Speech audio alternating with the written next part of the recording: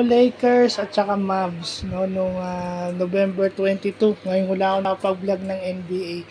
Kasi itong game na to, yun yung nagpapakita na puro ka offense, no? Mahabol ka do your offense pero yung kabilang team may offensive firepower din para makabalik sa game.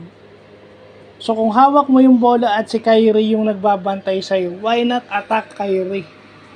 Or pag si Kyrie yung nakabantay sa'yo, naka-post up ka, you're LeBron James, 6'8", 250, 260 pounds. Okay? Naka-post up si Kyrie sa'yo, bakit hindi mo atakihin, di ba? Pinasa mo. Si Kyrie lang yung pinasa mo. Di ba? Bakit parang natatakot kapag di ba? Kahit kaibigan mo si Kyrie, laro yan eh. And si Kyrie, hindi natatakot na tirahan ka. Yun ang nakikita ko sa game na yun. Kasi lamang na yung Lakers dapat eh. Nag-combine ng puntos ito si Luka at saka si Kyrie para manalo yung Mavs. And then, nanalo din sila dito sa Cavaliers easily. Kaya mayabang na naman tong mga LeBron fans na to. So yun lang.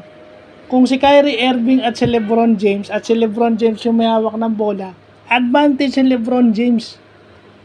Kung si Kyrie Irving lang yung nakadepensa sa kanya. So bakit hindi ngayon inatake? So yun lang po.